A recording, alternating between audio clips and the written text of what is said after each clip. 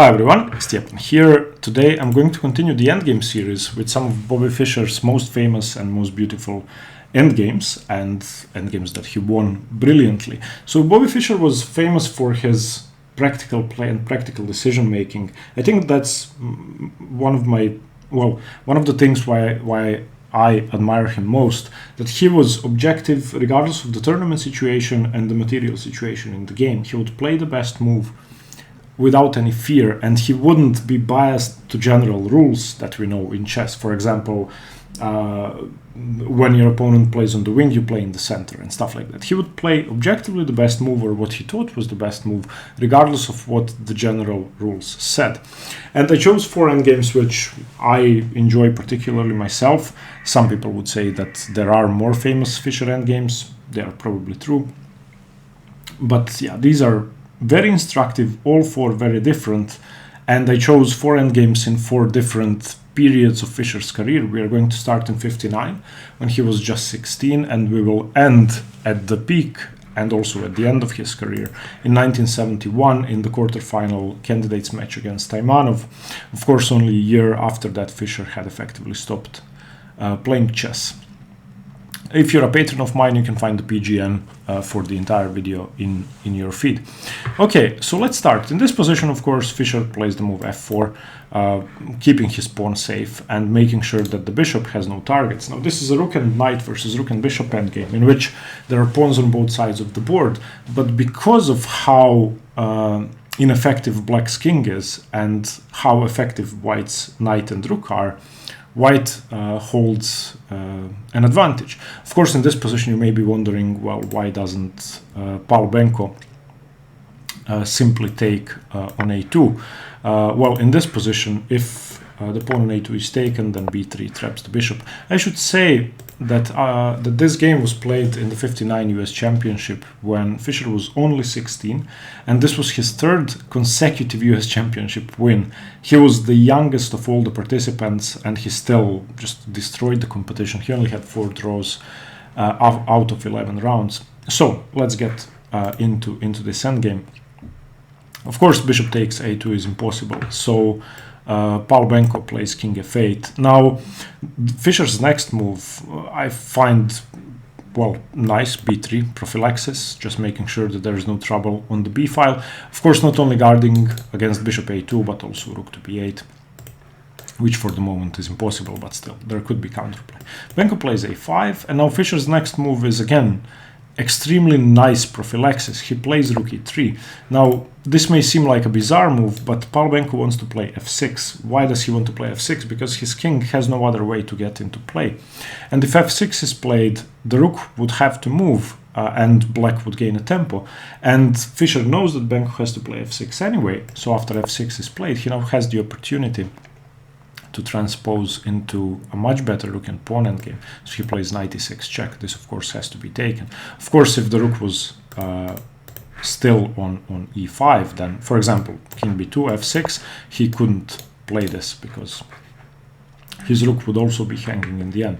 So f6, knight e6 check, a timely trade, bishop e6, rook e6, and in this position, f takes g5 played by Benko. Of course, when you are worse in an endgame, you want to trade off pawns, so f takes g5 is a good move. Now, Fischer has 2 ways to recapture. One of them is an immediate draw, one of them wins.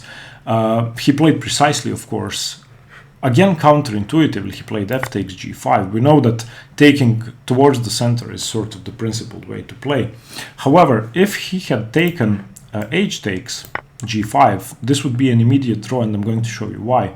Of course, white also has weaknesses. Black has 2 weaknesses, white has 1 for the moment. But by taking with the h-pawn instead of the f-pawn, he'd actually created a weakness on g5 as well, and let me show you why. So rook d4 would have been played, rook takes c6, rook takes f4, and in this position, after, for example, rook to a6, Benko would be able to play rook to f5, and this would be a simple draw. Maybe even black is better. But after f takes g5, f takes g5, a very similar variation was played. So rook d4, rook c6, rook takes h4, and now after rook a6, you can play rook h5, but that doesn't defend your a5 pawn. So that's the difference. So very precise play. Benko plays rook h1, king b2, of course, rook h2, king a3.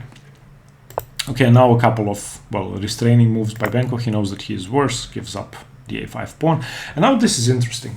This is a pawn up, rook and pawn endgame with two connected passed pawns on the queen side for Fischer. But Benko has a potential to create a passed pawn himself. So it's not that easy to win this position. It's not an automatic win. At least you don't resign straight away. Benko plays well, h6. We have rook a8 check, king to f7, and now g takes h6, forcing the rook to take. King to b4 is a good move, moving the king up the board, and now g5. And this is the critical position. And here, the reason why I chose this game is because Fischer played really well, but then showed that he was 16. I still love the game, but he had an easy win here. I wonder if you can find the winning idea here, not the winning move. There are actually two winning moves. So you can pause the video here. I should say that Fischer in the game played rook a7, which is imprecise, and the game is now a draw, actually. So after g5, he should have played either king c5 or king c4. Why? Because the king is now in the square of the g-pawn. And if the g-pawn starts marching forward, the king can simply catch the pawn. That means that white's pawns are now free to move, and that black cannot even advance his pawn, meaning black has no counterplay. So 5 or 10 years later, Fischer would definitely play king c5. And let me show you how this wins. So g4, for example. Now you play rook a7 check, which he'd played instead of king c5. And if the king moves up, then you can simply trade rooks. Okay, rook h6, king h6, and king d4. This pawn is going nowhere. You are in the square, and you can just queen.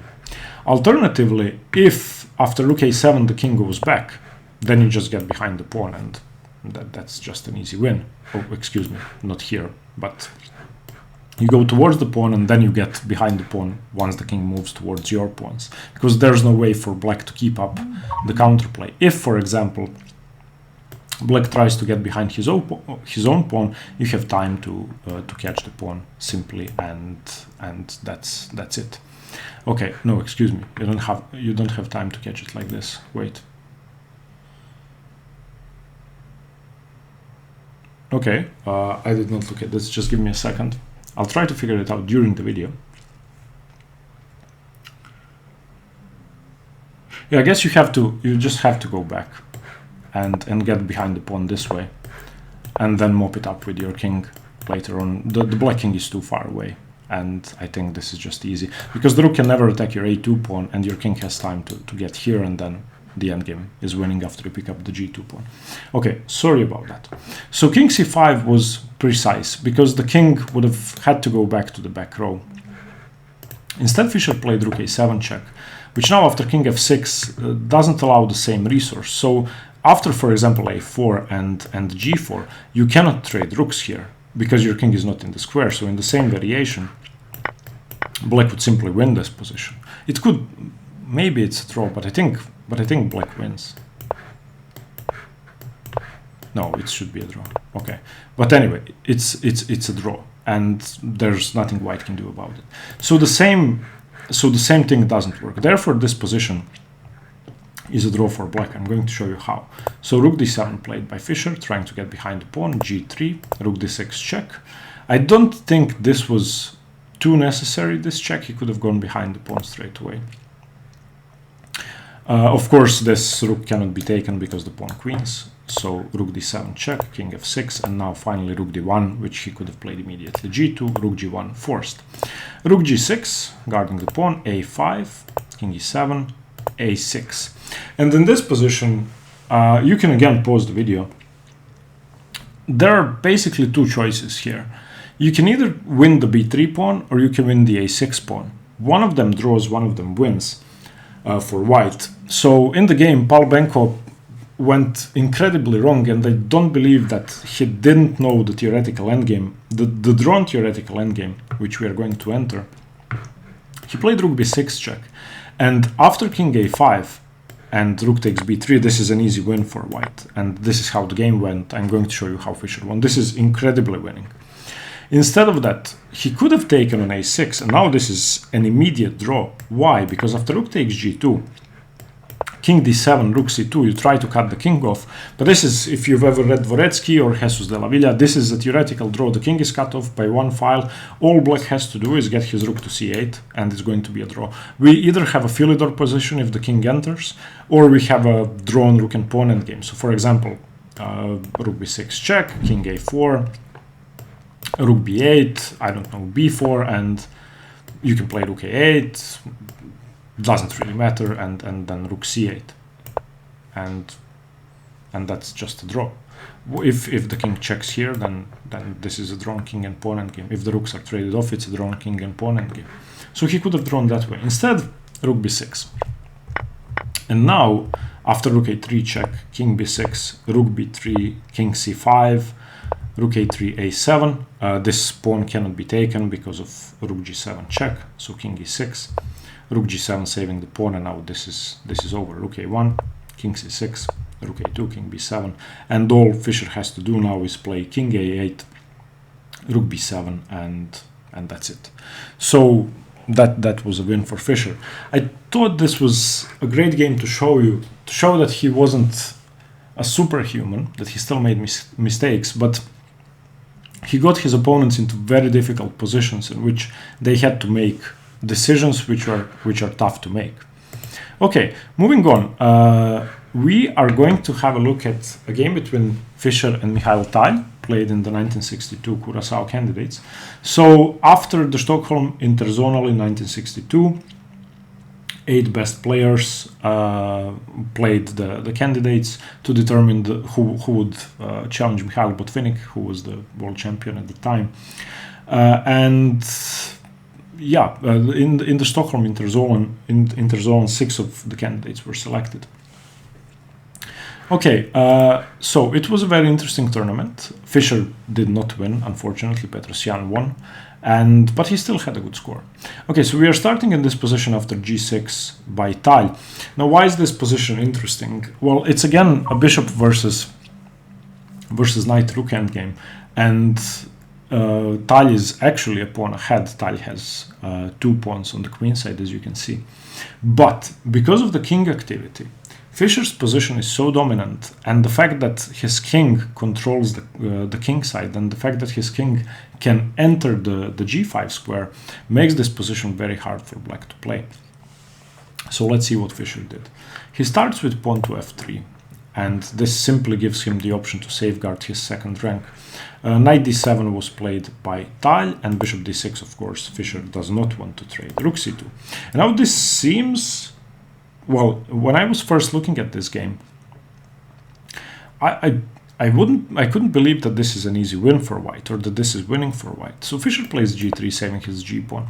And in this position, you may be wondering, well, what happens if rook takes a2? That would lose because of king g5. And because the bishop controls g3, that's actually why Tal played knight to d7, trying to get the bishop away from the diagonal. Because the bishop controls g3, everything is just falling apart. For example, rook f2, you can just continue with rook c1 check, and you can chase this king around. For example, bishop c7, king e7, rook e1, king f7, and now bishop to d6 or bishop to d8, threatening to win the knight. So knight f8, and now you just get into the position, and it's completely over. After king f6, you can give up this pawn. So along with, having better pieces, he actually has a much safer king, and because of the king activity, black is in huge trouble. So taking on a2 is just a bad move. So Tal plays rook e2, saving himself from those variations, but now king g5. Rook e6, defending the pawn, bishop f4, simply saving his bishop so that his rook can move. Knight f8 played, once again defending the g6 pawn. But now, a very nice move, rook d6. And Fischer, as I said, played practically, and he knew when to transpose into different type of endgames or middle games, and he understood trading advantages really well. So in this position, if the rooks are traded off, it's of course well, an easily winning game, because rook takes rook, bishop takes rook, the knight is attacked, the knight moves, king takes g6, and the bishop would be controlling the entire queen side. These two pawns are going nowhere. So a5. Okay, in this position, if rook takes rook, knight takes rook, king takes pawn, knight takes bishop, check, is complicated, because black has very serious counterplay, and black could draw. According to my analysis, it would be a draw, not a win for black, but it would still be a draw in endgame. So king h6 played first. Of course, if g5, then king g5. Rook e2 played. Now Tile declines the trade, and rook to d2 again, offering a rook trade. And now you can see that if king g7 happens, then it's going to be an easy win again. So rook e7. Fine. Bishop back to d6, and this is a good move. Of course, if rook to d7, then rook to c7 check can be thrown in, and then you just win. So let me show you that. Then just take the knight. So Tile played rook h7 check, king back to g5, and rook f7. Okay, rook to b2, stopping the b pawn from moving first of all. f4, and Tile decides to give up material. I mean, I was surprised to see this. I don't know what he was counting on. Perhaps he was thinking rook f5, or perhaps he was thinking knight e6, but knight e6 doesn't work. If bishop f4, knight e6 check, then king g6, and then pawn takes, rook takes, king g6, rook f3, and king h5 is a winning rook and pawn endgame. So after bishop takes f4, he played rook f5 check, but now king h6, and it's just all over. He gave up a pawn for no reason. b5 in this position, bishop to d6 attacks the knight, and now everything is dropping off. g4 played, chasing the rook away. Rook takes f3, g5, and you want your pawns closer to queening. Knight e6 played, king takes g6, and rook to d3 attacks the bishop. Bishop e5 defends the rook, defends the diagonal, make sure knight g7 is never playable. Rook e3 played, again attacking the bishop, king f5, and after knight f8, rook to g2, this pawn is going to queen. So it's now an easy conversion. But you can see how actively Fischer played with his king, and this part is easy. But what he did earlier on, I thought, was just remarkable. Here Tile just took, and after king e5, there's no way to prevent the pawn from queening. You can give up material, but then you lose the rook as well. So rook f8 played, takes, king d5, and after a4, rook g7, king e8, king d6, b3, a3, Tile actually resigned. If you play b2, I can play rook b7, and it's all over.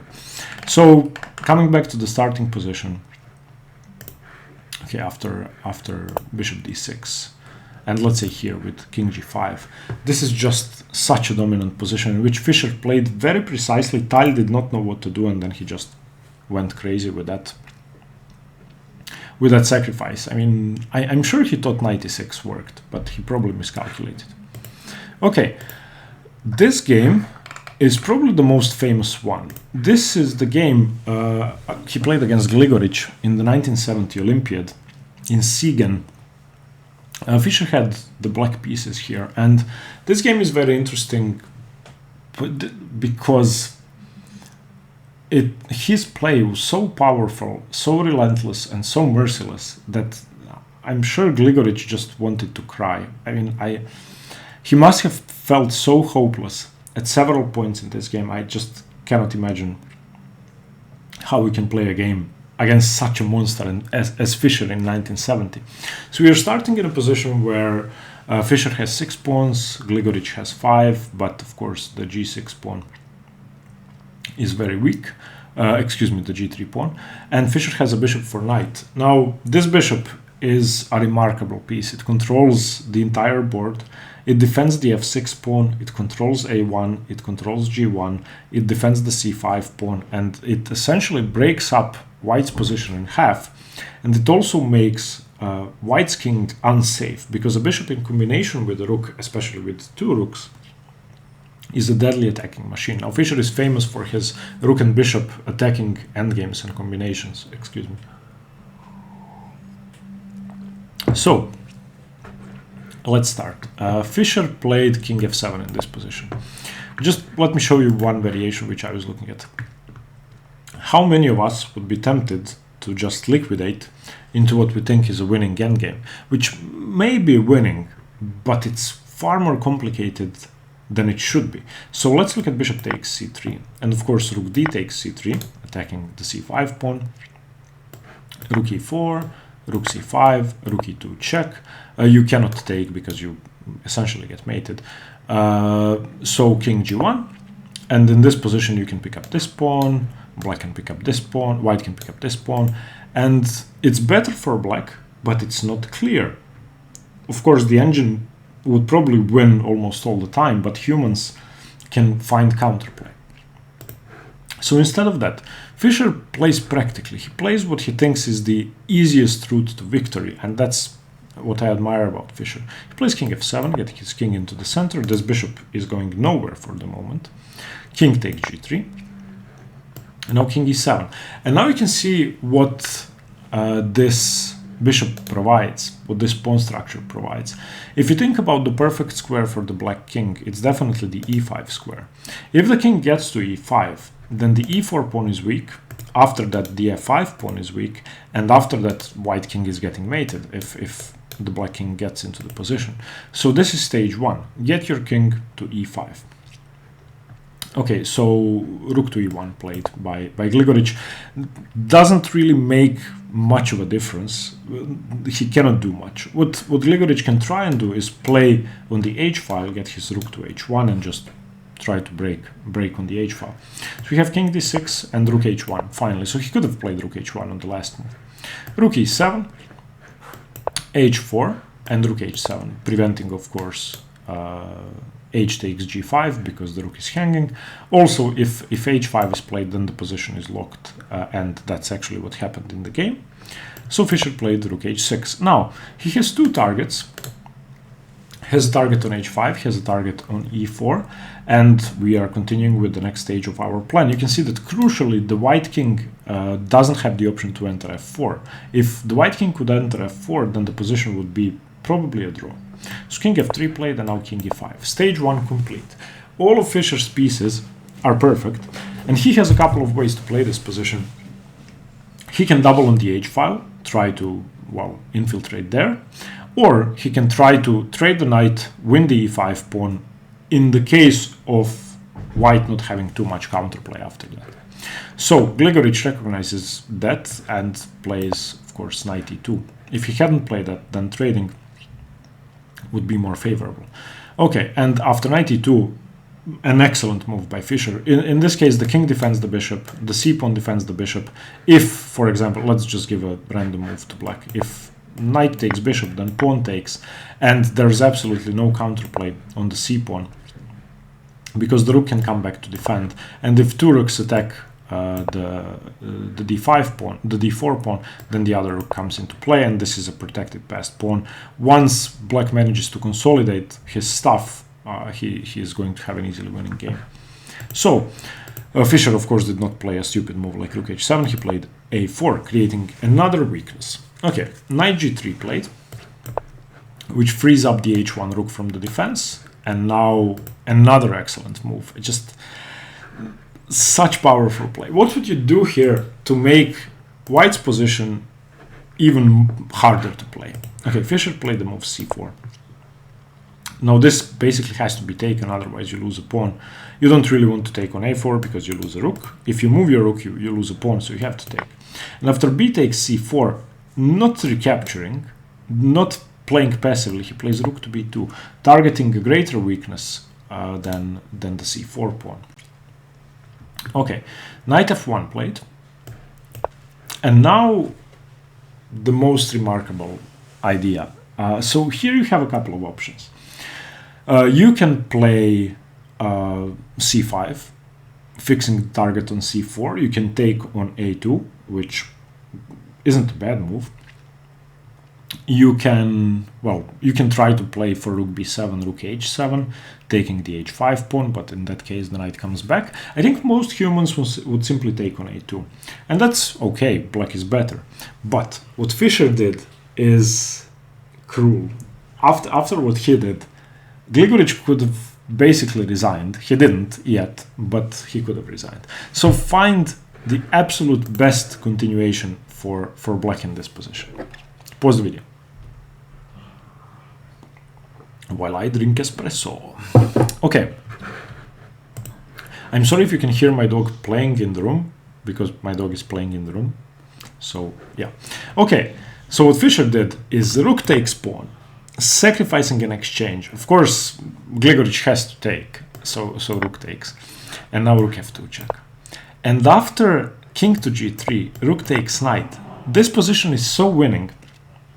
And this bishop is so much better than either of Gligoric's rooks, maybe even than both rooks. And he can basically resign. Why? Because this pawn is about to drop, then this pawn is about to drop, then this pawn is about to drop, then this king is about to get mated.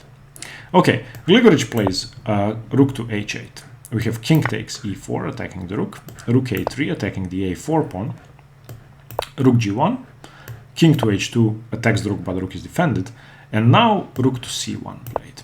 Okay, rook a4. Now a key move, rook to c2, because he wants to keep pressure on the a2 pawn. He wants the king to go back to the back rank, so the king drops back to h1. And now again we come to a key moment in the game. Here you can allow Gligoric counterplay, or you can make him suffer without any counter chances whatsoever. So pause the video. What would you do here? Okay, so there are two logical moves here. One of them is king takes f5. However, after king takes f5, Gligoric has an amazing resource, and that's c5. Attacks the bishop, so you play bishop takes c5. And this position is not solid. It's winning for black, but it's not easy. The a pawn is still on the board. White has two rooks. White's c6 pawn is weak. White's bishop is weak because it's not defended by a pawn. And there's huge possibility for counterplay. Huge possibility for a draw in practical play. Instead of that, Fischer played a remarkable move, c5. And after c5, it's just 0-1. White resigns, no counterplay. This pawn is inevitably going to drop. There's no way to defend it. You can take it one move later. This pawn is about to drop if black wishes it to drop. And this king could easily get mated. Okay, rook a3 played by Gligoric. Now king f5. Rook h2 played. Offering a rook trade. If a rook trade is offered, then it is accepted, and it should be a draw. But another remarkable move, a rook c1 check. Now this may seem like a spite check or something, but after king g2 you can see that this rook is now out of play. This rook has no influence on the game. He just made sure that white has to lose a bit more time to coordinate his pieces. And now g4, the pawns start marching. Rook h1, and now again, rook c2 check. No trade. King f1. Again, this rook is out of play. Okay, king g5. Rook h8, trying to get some counterplay. f5, but there's no counterplay. Rook g8, king h4. King e1 played, irrelevant, f4. King d1 played, attacking the rook. Rook to g2. No counterplay. Rook to a6 played in this position, trying to complicate things, but after f3 it's just hopeless. Rook h6. King g3. Look at this bishop. Look at this. This is insanely good. He played rook h to g6, attacking the pawn, king f4. a4, trying to get his pawns going, but after rook g1 check, king to d2, f2, rook f8 check, king g3. Gligoric finally gave up. In this position, if you try to attack the g pawn again, I can simply queen, and otherwise I simply queen. So this is my favorite.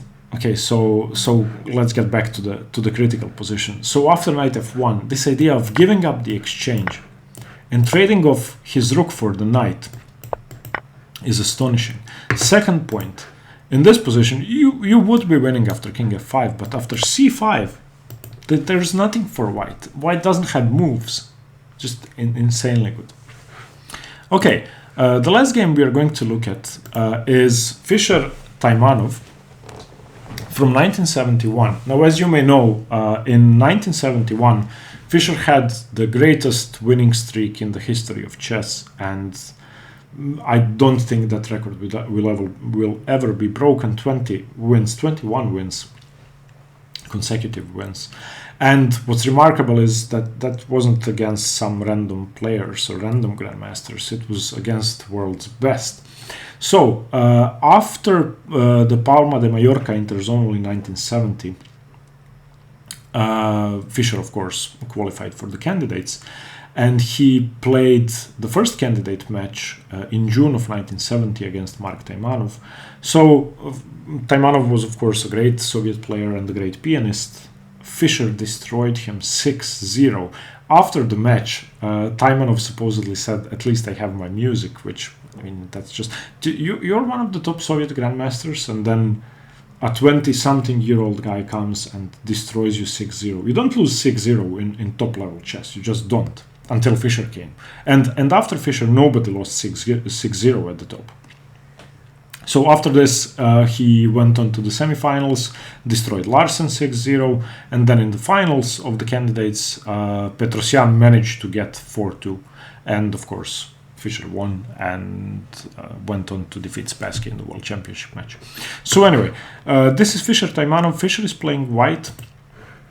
This game is another example of sadistic, merciless, relentlessly precise play, which ends in an astonishing combination, which Fischer had been aware of for 20 moves before it was played. He just played until his position was perfect, and until he was perfectly ready for the combination. So what do we have? It's knight and bishop again. Rook endgame with knight and bishop. Equal material this time. Huge difference in the two positions is that the bishop is the best piece on the board, and then the knight is the worst piece on the board. Why is the bishop so great? Well, the bishop has a ton of scope. All of white's pawns are on dark squares, except for the a4 pawn, which is irrelevant, which actually does provide a bit of an anchor, because the bishop could get to b5 and be defended. More importantly, black's kingside pawn structure is on light squares, so bishop to f7 is an annoying threat that's constantly in the position. Why is this knight bad? Well, this knight doesn't really have a lot of scope. All of these dark squares are covered. If the knight switches to a different square, then the bishop controls the rest of the position. And most importantly, if all the pieces get traded off, then white's king has a way to infiltrate the position and black's king doesn't. White, of course, hasn't committed his c pawn to c4, which is very important. Otherwise, of course, the knight would have d4. And also, no king could enter the position because all the infiltration points would be blocked. But in this case, if the pieces get traded off, Fischer has a way in for his king and Taimanov doesn't. So, let's start. Bishop to b5. Of course, Fischer doesn't want to trade bishop for knight. But it's a move that pins the knight, so restricts the knight. Rook d6 played, trying to infiltrate. You, of course, don't allow that. Perfect prophylaxis, king e2, the rook is going nowhere. King d8, which doesn't do much. In fact, it's a very loose move. Only stops the rook from infiltrating. And of course, the same could have been achieved with rook e6, but as I said, Taimanov does not want to trade rooks because his knight is worse than the bishop. And now rook to d3 forces a rook trade. So Taimanov could have played rook e6, because a rook trade was inevitable anyway, and kept his king one rank further. So king c7. And now rook takes d6, king takes d6. And this was a timely rook trade, because he has such a powerful minor piece. Now let's see what happens. The next 10 or 15 moves are preparation for what is about to come. Okay, king to d3. Of course, trying to get the king into the perfect position, moving the bishop out to f7, and getting the king to b5 would be easily winning. So, knight e7. Bishop to e8 attacks the g6 pawn, king to d5, of course, stopping king to c4. Now bishop f7 check, gets the king out of the way. King d6, king c4, mission complete. Now, if Taimanov plays a random move, I don't know what... Well, there's only one move that makes sense, but let's say Taimanov plays king d7 and blunders, then king b5 is game over. So Taimanov has to play king c6. Now, as you can see, this is almost a Zugzwang position, because the knight has to defend the pawn, the king has to defend b5. And if either of those are undefended, then, well, it's game over. The problem is that Fischer doesn't have too many waiting moves. to begin with. Okay, so he plays bishop to e8 check, getting the king out of the way, king to b7, and now king to b5, finally entering this square. And now he achieved what he wanted. He got his king into a perfect position. Now the knight is stuck to defending g6, the king is stuck to defending b6. Knight to c8 played. In this position, of course, you don't want to take the pawn. You have to be careful because of knight d6, that would be checkmate. So bishop to c6 check played first, and after the king goes to c7, now the bishop drops back to d5 and everything is secure. Okay, now of course if knight check, the king has a way to get around. So knight e7 played, attacks the bishop, bishop to f7 again attacking the pawn, king to b7, trying to repeat. But now a great move, bishop to b3, waiting and forcing Taimanov to make his position worse. Okay, king a7, bishop to d1, trying to get onto this diagonal to make sure the king has no access to b7. King b7, bishop f3, king c7, king a6. Now he's moving forward. He's slowly creeping into Taimanov's position. Knight g8, trying to get the knight onto some decent square. Of course, if the knight gets to e4, then the bishop is blocked. So bishop d5, not allowing the knight to get in. Knight e7, and now again bishop to c4 restriction. Okay, knight c6 played. The knight, of course, has no squares, so no problem there. Bishop f7, and the knight has to drop back. Bishop e8 now. King d8. Okay, so what has happened in the last 15 moves? Well, Fischer's king came from here to here. Otherwise, everything is the same.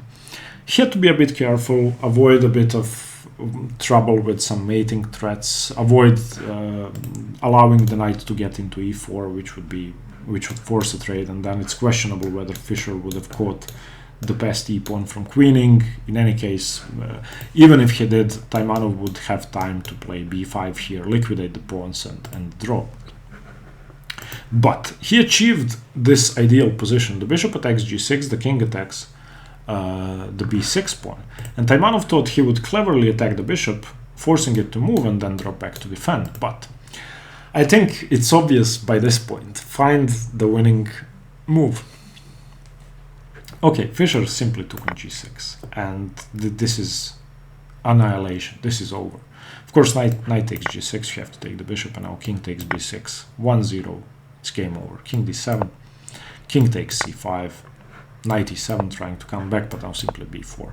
And after a b4, c b4, knight c8, these two pawns are unstoppable. There's no way you can prevent one of the pawns from queening unless you give up your knight, put the king all the way on the queen side, in which case Fischer will do this.